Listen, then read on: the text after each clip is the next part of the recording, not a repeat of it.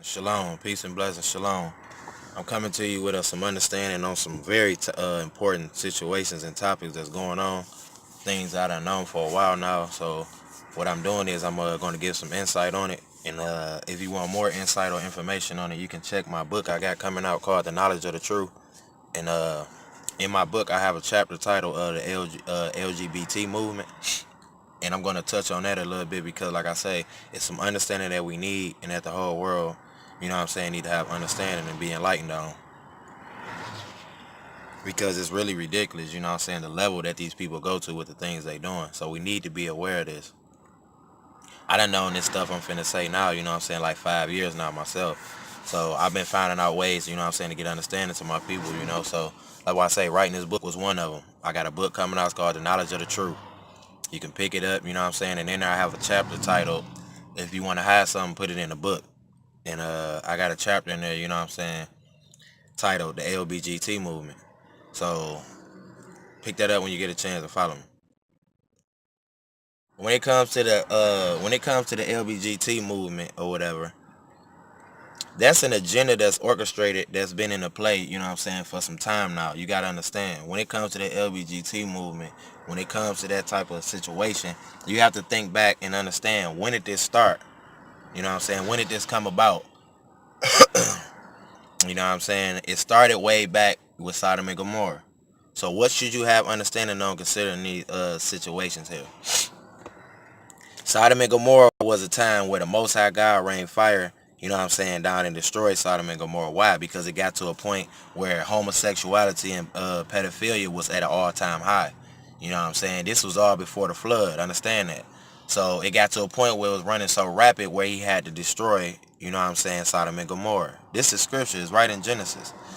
So if you understand that, then you should understand why, the world pushes these type of agendas on us. LGBT movement, why they push homosexuality and pedophilia and all these type of things of that nature.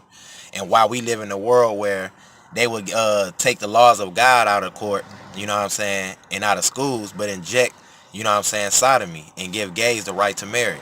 Does that make sense? When it tell you in scripture that that's abomination. A man should not lie with the man as a woman, as he lied with the woman. Neither should a woman.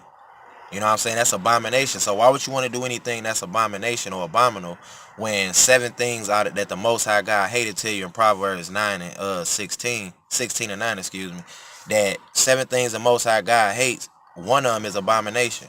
So that's disgusting to him, You got to understand, you look at scripture, it tell you that he created male and female, made he them. In Genesis, it tell you that we was made in the Most High God's image, male and female. It has to be a male and female in order for the right procreation, of life to even take place. 2 men can't make a child, 2 women can't make a child. So these are simple things, but we all, don't follow that. This whole world goes against that. They go against all the laws of the Bible. Like I say, they took the laws of God out and gave gays the right to marry.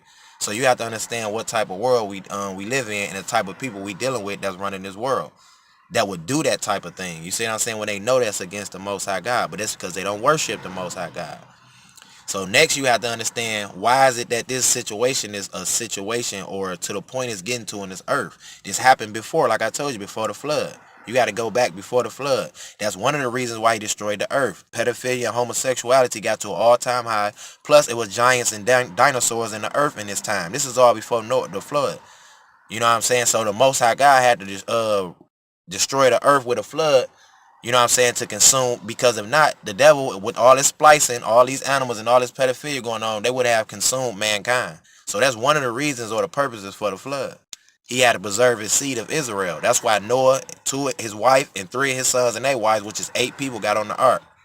You see what I'm saying? So understand that these spirits in these people too. Understand this. I want to talk to you about. It's spirits in these people. Because anytime you can look in scripture and read when the Most High God sent angels to Lot door to get him up out of there, and the people, the men was at Lot door trying to rape angels. They was telling Lot, if you don't get out the way, we gonna come on, we gonna, try to get at you as well, basically.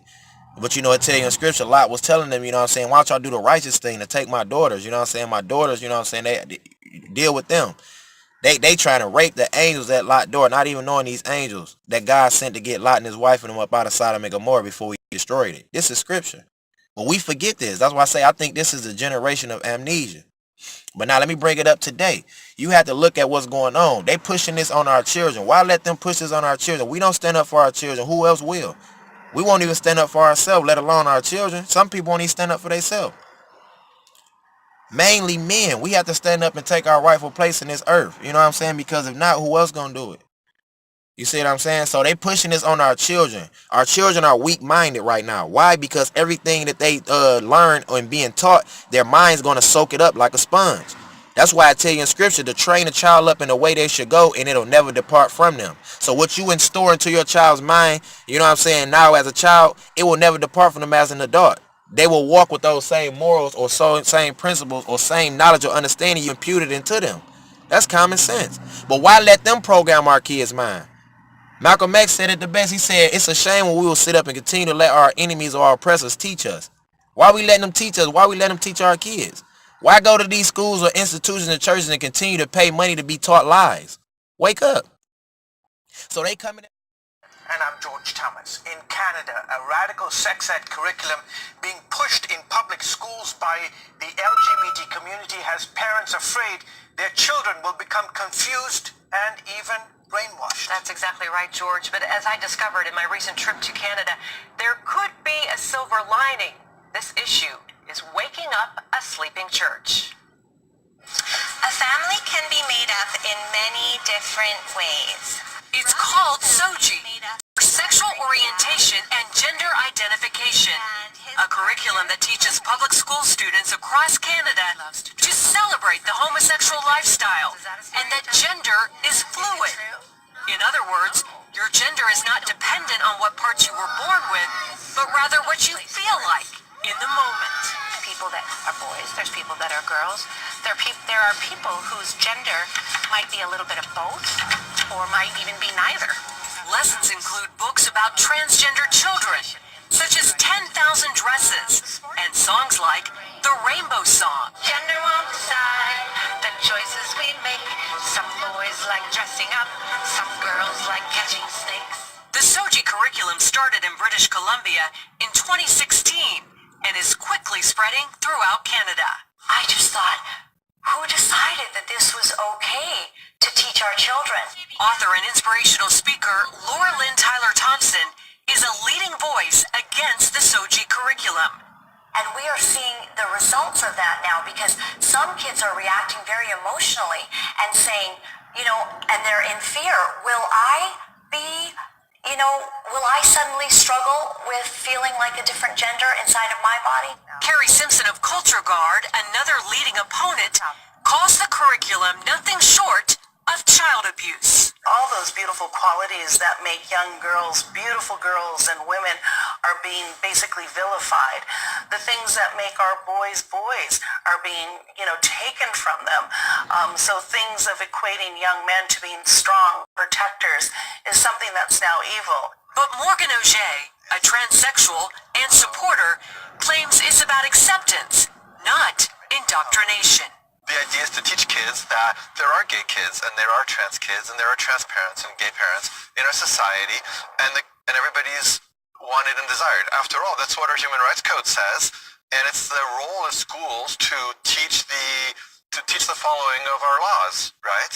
Simpson disagrees, saying she sees SOGI's real goal as altering our culture from a heteronormative society into one where anything goes, no boundaries, no values, no morals.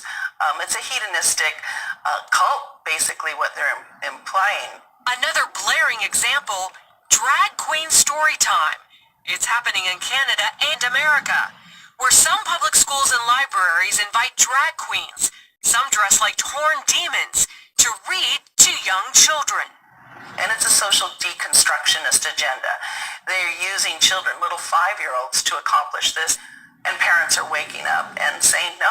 When asked about parents' rights, Auger says, well, actually in Canada, parents' rights are limited and children's rights are put ahead. So the child has the right to be protected from the parents when the parents behave badly. Canada is known as one of the most gay-friendly countries in the world, with many of their largest cities featuring their own gay villages, like here in Vancouver, which has literally rolled out the Rainbow Road. Most gays, like village resident Dave Davy DiCarlo, support Soji and limiting parental rights. The change that we have to see is sometimes the parents, and the kids are doing actually really okay. This is very scary stuff. Longtime Vancouver